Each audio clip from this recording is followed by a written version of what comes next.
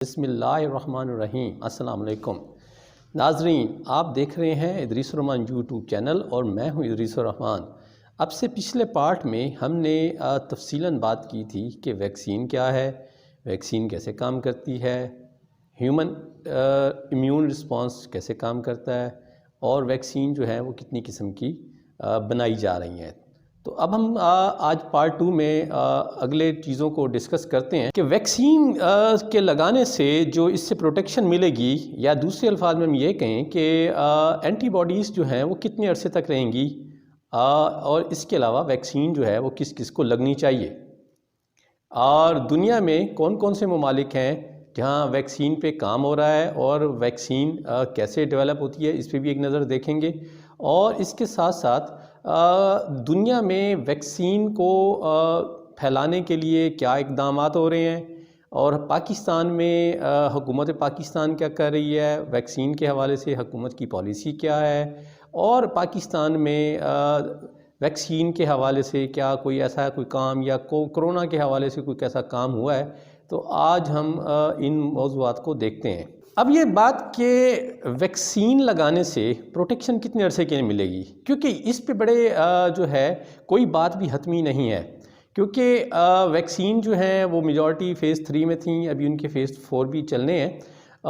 ویسے تو ایک ویکسین کو بنانے میں تقریباً 1 ڈیکیڈ سے 2 ڈیکیڈ کا عرصہ بھی لگتا ہے، یعنی 10 سے 20 سال کا عرصہ لگتا ہے۔ تو یہاں معاملہ یہ ہے کہ تقریباً کم و بیش 1 سال کے عرصے میں ویکسین جو ہے، خاص طور پہ اگر ہم بات کریں آسٹرازینیکا، آکسفورڈ کی ویکسین، فائزر کی ویکسین، اور سائنوفارم چائنا، اور ایک دو اور اس طرح کی جو گیمیلا جو ہے رشیا کی، یہ تقریباً اس وقت کمرشل استعمال کے لیے ان کی جو ہے آتھورائزیشن جو ہے ایمرجنسی پیریڈ کے لیے دے دی گئی ہے۔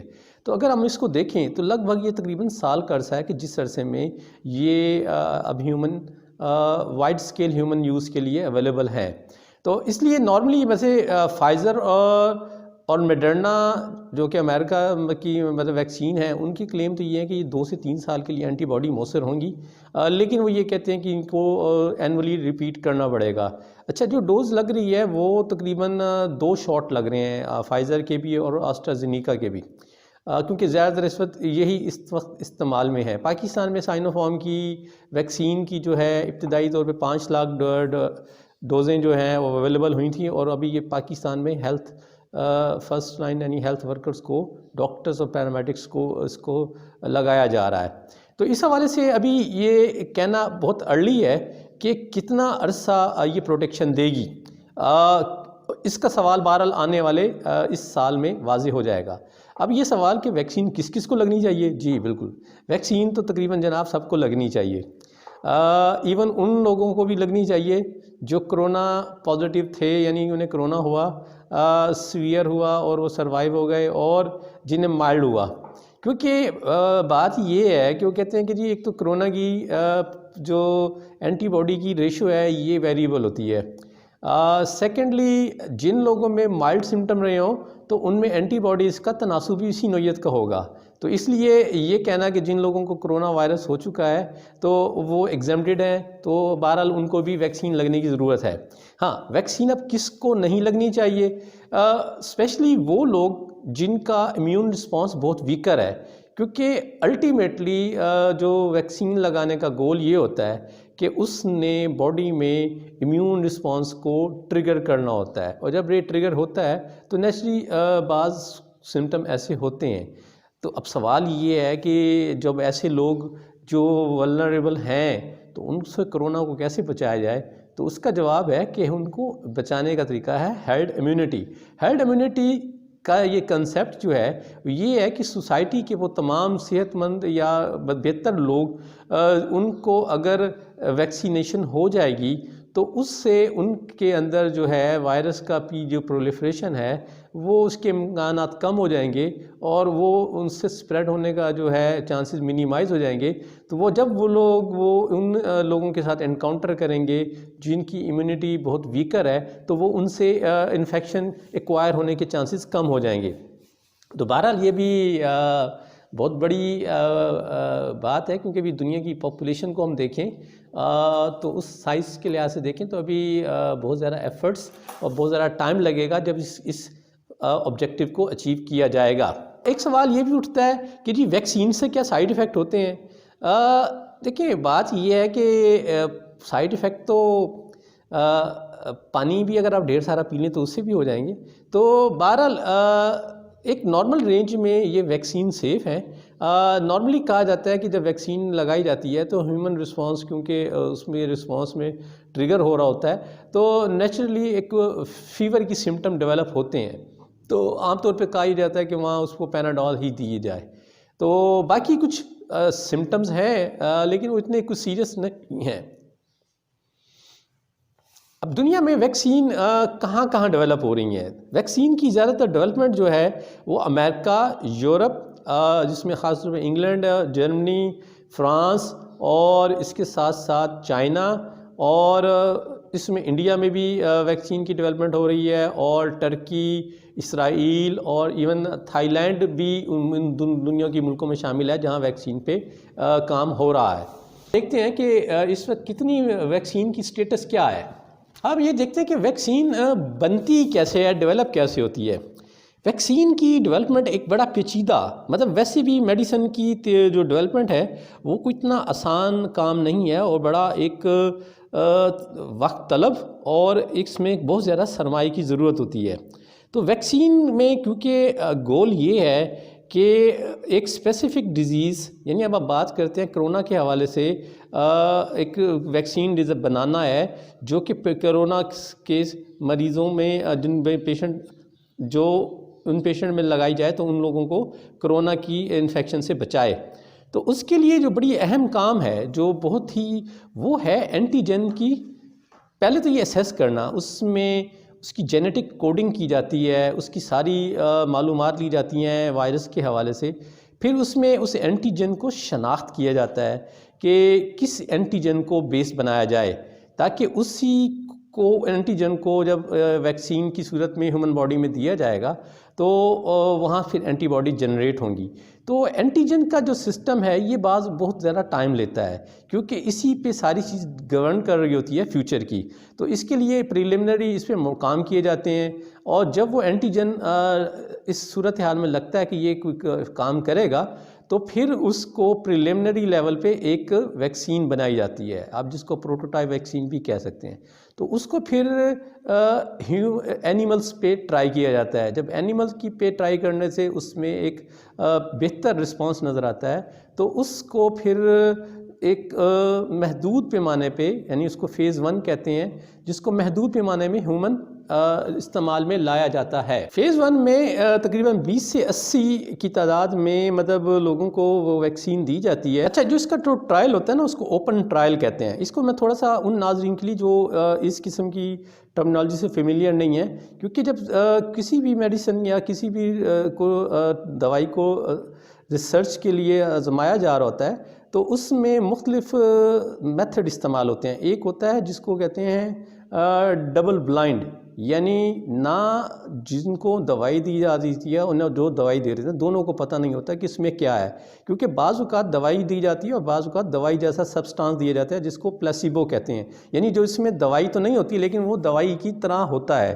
تو عام طور پہ جو فیز 1 میں کلینیکل ٹرائل کیا جاتا ہے اس کو اوپن رکھا جاتا ہے، یعنی اس میں جن کو دوائی دی جا رہی ہے، یعنی جن کو ویکسین لگائی جا رہی ہے انہیں بھی پتہ ہوتا ہے، اور جن کو جو ویکسین لگا رہے تھے انہیں بھی پتہ ہوتا ہے کہ وہ کیا لگا۔ میں جو چیز جانی جاتی ہے وہ یہ دیکھا جاتا ہے رسپانس، کہ ویکسین کس نوعیت کا رسپانس جو ہے وہ جنریٹ کرتی ہے۔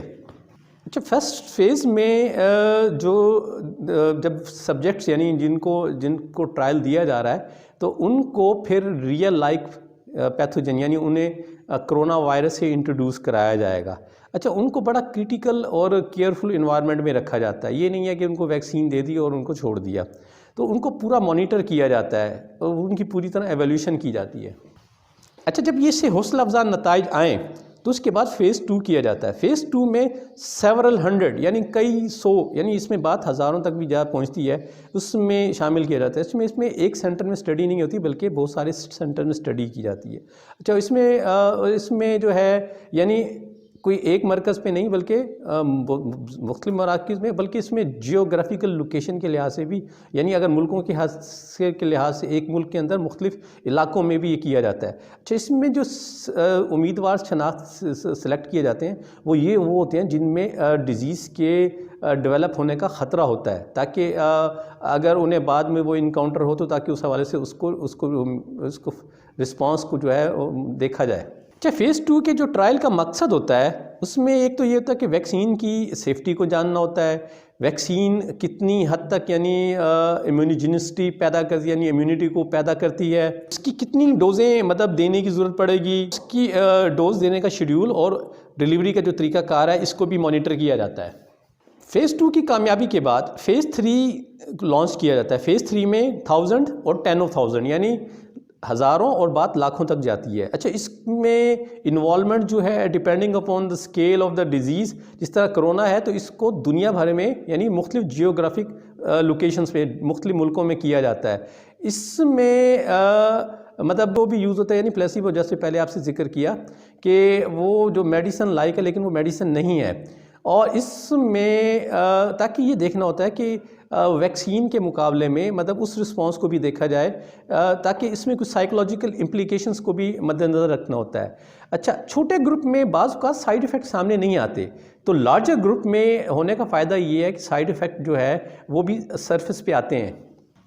اچھا، اس چیز کے حوالے سے کہ اس میں بعض اوقات جو ہے مطلب کنٹرول جن کو وہ ہوں گے جن کو کوئی ویکسین نہیں دی جائے گی تو ان کی تعداد بعض اوقات برابر بھی رکھی جاتی ہے۔ جب تیسرا فیز کے نتائج سامنے آتے ہیں اور اس میں اگر سیفٹی اور یہ ساری چیزیں اس کی ایفیکٹیونیس آئیں تو اس کے بعد اس کو کمرشل پیمانے پہ لانچ کرنے کے لیے پروسیس شروع ہوتا ہے۔ تو نارملی یہ جو پروسیس ہیں ان کو تقریباً 10 سال سے 20 سال تک کا عرصہ گزر جاتا ہے، لیکن ایمرجنسی سچویشن ہو تو یہ 2 سے 3 سال میں بھی پروسیس ہو جاتے ہیں۔ اب کیا ہوا کہ یہ سارے کام کرونا کی صورتحال میں جو ہیں وہ 1 سال کے اندر ویکسین اویلیبل بھی ہونا شروع ہو گئی، تو اس کی بنیادی وجہ یہ ہے کہ معاملہ بڑا سنجیدہ تھا اور پوری دنیا اس وقت ایک بہت بڑے خطرے سے دوچار ہے۔ تو کیا یہ گیا کہ ابتدائی نتائج آنے کے بعد یعنی فیز 1 میں اگر حوصلہ افزا نتائج ملے تو فیز 2 اور فیز 3 کو سائملٹینیسلی بھی چلا دیا گیا۔ تو اس وقت بہت ساری ویکسین جو ہیں وہ اس وقت فیز 1 فیز 2 فیز 3 کے مراحل سے گزر رہی ہیں۔ اب ہم دیکھتے ہیں کہ اس وقت دنیا میں کتنی ویکسین ہیں جو اس پروسیس سے گزر رہی ہیں۔ 175 ویکسین جو ہیں وہ اس وقت پری کلینکل سٹیج میں ہیں، یعنی وہ ان کی مطلب جو ہے اینٹیجن کے ڈیسائیڈ ہو گئے ہیں، اس ویکسین کینڈیڈیٹ کا انتخاب ہو گیا ہے اور وہ اب اینیمل ماڈل کے اوپر ان کی ٹیسٹنگ ہو رہی ہے۔ ویکسین ہے جو اس وقت فیز 1 سے گزر رہی ہیں، جو اس وقت فیز 2 میں سے ہیں۔ 22 ویکسین جو ہے اس وقت فیز 3 میں ہے اور 10 ویکسین ہے جنہیں اس وقت ایمرجنسی یوز کی آتھورائزیشن مل چکی ہے۔ اگر ہم ان 10 ویکسین میں سے بات کریں تو اس وقت جو ہے مطلب جو پاپولر ہیں وہ فائزر کی ویکسین ہے جو کہ امریکہ اور جرمنی میں مشترکہ طور پہ بنائی گئی۔ دوسرے نمبر پہ آکسفورڈ کی ریسرچ شدہ ویکسین جس کو آسٹرازینیکا جو ہے فارماسیوٹیکل کمپنی مینوفیکچر کر رہی ہے اور ڈسٹریبیوٹ کر رہی ہے، وہ بھی اس کی تقریباً کافی پاپولیرٹی ہے۔ بلکہ انڈیا میں سیرم انسٹیٹیوٹ آف انڈیا جو ہے ان کے پاس آسٹرازینیکا آکسفورڈ کی ویکسین کے مینوفیکچرنگ لائسنس ہیں، تو ایشیا میں مطلب ویکسین یہاں بن رہی ہے۔ چائنا میں جو ویکسین ہے اچھا اگر ہم بات کریں کہ ان کے ٹرائل کی تو فائزر کے جو ٹرائل تھے وہ امریکہ میں بھی ہوئے اور اس کے علاوہ دوسرے ممالک میں بھی ہوئے۔ آسٹرازینیکا کے ٹرائل انگلینڈ، چلی، برازیل اس کے ساتھ ساتھ امریکہ میں ہوئے۔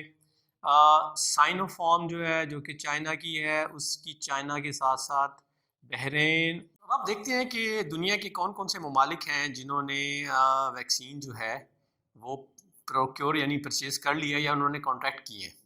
اس وقت امریکہ جو ہے وہ 1 بلین ڈوزز اس نے کنفرم کر لی ہیں اور اس میں پوٹینشیل مطلب ڈوزز کی پرچیز کو بھی شامل کریں تو یہ 2.6 بلین ڈوز بنتی ہیں۔ اس میں یورپی یونین ہے جو ٹوٹل جس میں کنفرم اور پوٹینشیل ڈوزز اس میں 2 بلین ڈوزز شامل ہیں۔ اس کے بعد انڈیا ہے جو 1.6 بلین کنفرم مطلب اس نے ڈوزز جو ہے وہ کنفرم کی ہیں. یوکے کی 507 ملین ہے. انڈونیشیا کی 450 ملین ہے. کینیڈا 414 ملین ہے. Japan 290 million. Brazil 196 million. Mexico 179 million. Vietnam 150 million.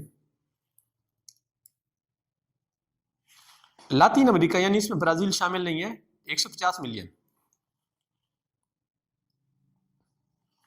Australia 135 million. چلی 84 ملین. مصر 55 million. Argentina 47 million.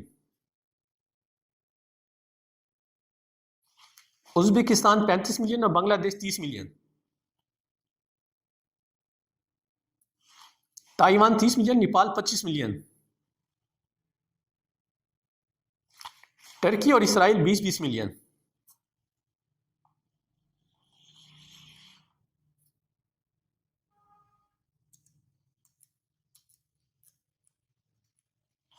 Hong Kong, Venezuela اور Peru 10 million.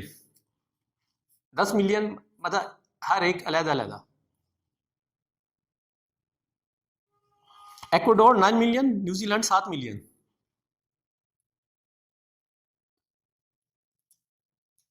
Kazakhstan 5 million. Switzerland 5 million. Panama 4 million.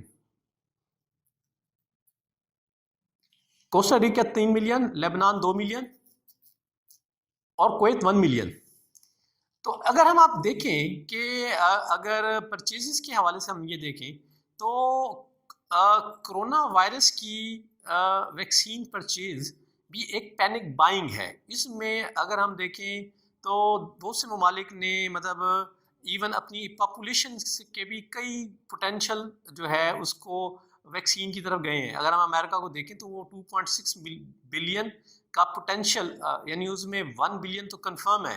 تو اگر 1 بلین کو بھی دیکھیں تو امریکہ یو ایس اے کی پاپولیشن جو ہے وہ 26 کروڑ ہے. تو اس لحاظ سے اس نے کئی گنا زیادہ پاپولیشن کی بک کی ہے. انڈیا اپنی پاپولیشن کو 1.2 بلین یعنی وہ تقریباً وہ 1 ریشو پہ جا رہا ہے. لیکن اس میں دیکھیں تو ابھی ہمیں پاکستان نہیں ملتا. تو پاکستان کے ساتھ کیا ہوگا؟ اچھا بھی ہم تھوڑا سا اس میں ایک اور بریک اپ بھی آپ کو میں شیئر کرتا ہوں کہ کون کون سی ویکسین اس وقت لائم لائٹ میں ہے. جو ڈیٹا آپ سے میں پریزنٹ کروں یہ جنوری 2021 کا ہے. اس میں آپ کو قدرے تھوڑا سا پکچر ڈیفرنٹ لگے گی. انڈیا 1000 ملین ڈوزز وہ آسٹرازینیکا کی پرچیز کر رہا ہے. 1000 ملین ڈوزز جو ہے وہ نووا ویکس کی، یہ بھی ایک امریکن ویکسین ہے. اور 200 ملین گیمیلا یہ رشیا کی ویکسین ہے. اچھا جو آسٹرازینیکا اس وقت جو ہے بڑی پاپولر جا رہی ہے کیونکہ اس کی ایک سب سے بڑی خوبی یہ ہے کہ یہ اس کو مطلب عام طور پہ ریفریجریٹر میں بھی سٹور کیا جا سکتا ہے.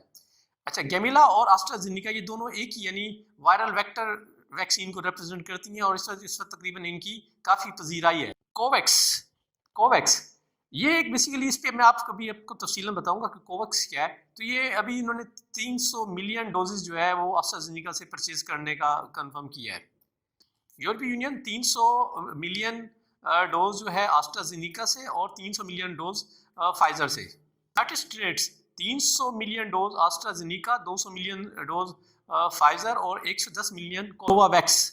200 ملین ڈوز آسٹرازینیکا سے. لاطینی America bloc 150 million AstraZeneca. Japan 120 million AstraZeneca اور 120 million Pfizer. Brazil 100 million Gamaleya اور 100 million AstraZeneca. United Kingdom 100 million AstraZeneca, 60 million Novavax اور 40 million Pfizer. Mexico 70 million AstraZeneca, 34 million Pfizer اور 64 million گیمیلا.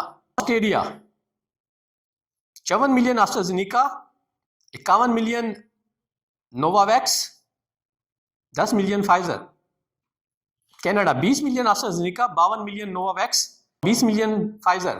समझदारी की बात, ये जो मैंने अदाद शुमार की बात की, ये अभी तक पैदा नहीं हुए और ये अभी प्रोडक्शन के मराइल में इन्होंने होना है। और असल में देखा जाए तो वैक्सीन की जो ख़रीदो फ़रोख्त है, इसमें एक पैनिक बाइंग का तस्वुर है। यानी जिस तरह आप ये देखें कि स्टॉक मार्केट में होता है कि जब वो एकदम प्रेशर पड़ता है तो फिर वो जो है स्टॉक्स जो है धड़ धड़ सेल होना शुरू हो रहे होते हैं और उनकी हाथों हाथ मतलब मांग होती है। तो असल में अभी तो मैंने आपसे ज़िक्र किया कि अभी 175 वैक्सीन जो है वो अभी फ़ेज़ 1 में से पहले हैं। अभी फ़ेज़ 1 में, 2 में, 3 में, तो यानी अभी 200 से ज़्यादा वैक्सीन जो है इस वक्त प्रोसेस में है। सन 2021 में आपको बहुत सारी चीज़ें सुनने को मिलेंगी। तो अभी हम आते हैं, हाँ जी, ये कोवैक्स क्या है। अगर वैक्सीन्स को देखें तो वैक्सीन की प्राइसेस बहुत ज़्यादा हैं, मतलब कुछ $26 की हैं, कुछ शायद इससे भी ज़्यादा की हैं। तो अगर हम इस बात को देखें तो दुनिया के अमीर मुल्कों के लिए शायद ये नामुमकिन ना हो, या मतलब यूरोप या इवन एशिया में वो छोटे ममालिक जिनकी पॉपुलेशन कम है, उनके लिए शायद ये नामुमकिन ना हो कि वो अपनी पॉपुलेशन को कवर दें। लेकिन जो बड़ी पॉपुलेशन है और जिनकी मईशतें कमज़ोर हैं, उनके लिए इन वैक्सीन को तक रसाई बड़ा मुश्किल है। तो इस हवाले से WHO ने और कुछ और दीगर इदारों ने सोचा कि गरीब मुल्कों तक या वो पॉपुलेशन जिनकी क़ुव्वत ख़रीद कम है, तो उन तक वैक्सीन का मतलब जो है बराबरी की सतह तक पहुंचना बहुत ज़रूरी है। तो इस हवाले से एक अलायंस कायम किया गया जिसका नाम है कोवैक्स। कोवैक्स क्या है? कोविड-19 वैक्सीन्स ग्लोबल एक्सेस फैसिलिटी। इसमें शामिल हैं WHO, Bill Gates foundation, act accelerator, collision for epidemic preparedness innovations, CEPI, Gavi, यानी ये है global alliance for vaccination and immunisation, vaccine alliance.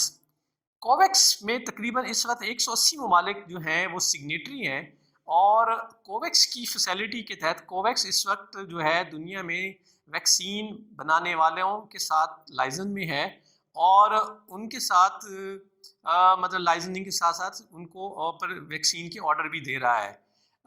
Covax जो है वो मेंबर ममालिक को 20% पॉपुलेशन के हवाले से जो है फ्री डोजेज फराहम करेगा और ये डोजेज जो है इसके लिए भी बल्कि एक ख़ास क्राइटेरिया कि ये डोजेज कैसे एलोकेट हो। ज़ाहिर बात है कि देखिए वसाइल महदूद हैं और अगर देखा जाए तो चैलेंज बहुत बड़ा है।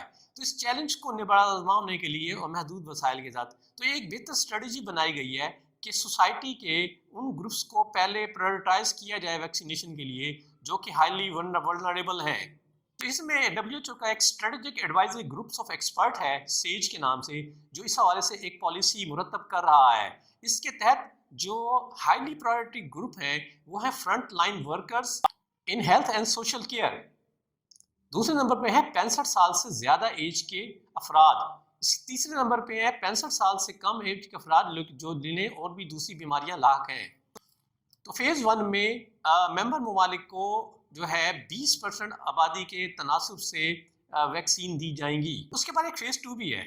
जब ये 20% कोटा दे दिया जाएगा तो उसके बाद एडिशनल डोजेज जो हैं वो प्रोवाइड की जा सकेंगी, ये देखते हुए कि वहाँ रिस्क फैक्टर कितना है। ख़ासतौर पे वो ममालिक जिनमें कोविड के जो रिस्क इम्पैक्ट जो है वो बहुत ज़्यादा। इसके अलावा वो ममालिक जिनमें हेल्थ सिस्टम जो है बहुत ज़्यादा वल्नरेबल है, ममालिक जिनमें वल्नरेबल पॉपुलेशंस हैं, तो मज़ीद उनको मज़ीद डोजेज प्रोवाइड की जाएंगी। इस सारे के इसमें क्योंकि फ़ंड्स की अवेलेबिलिटी का भी इशू है तो ज़ाहिर है इसमें फ़ंड्स मज़ीद आते गए तो ये प्रोग्राम मज़ीद चलता जाएगा। इसके अलावा 5% जो है वो बफर जो है ह्यूमैनिटेरियन बफर के लिए 5% डोजेज एलोकेट की गई हैं। ह्यूमैनिटेरियन बफर में आ जाएंगी ख़ासतौर पर रेफ्यूजीज़ और ख़ासतौर पर जहाँ जो पनाह ली जाती हैं सियासी बुनियादों पर, और वो वर्कर्स जो कि इन रेफ्यूजीज़ को या पनाह के हवाले से लोगों को डील कर रहे होते हैं। तो कोवैक्स का जो बेसिकली मकसद ये है कि दुनिया में कोरोना वायरस की जो वैक्सीन है उसके फैलाव में एक हद तक जो है इक्वालिटी लाई जाए और रिस्क को बेहतर अंदाज में सेटल किया जाए। तो पाकिस्तान को भी अपनी पॉपुलेशन के तनासब से तकरीबन 4.5 करोड़ डोजेज जो हैं वो कोवैक्स से मिलेंगी।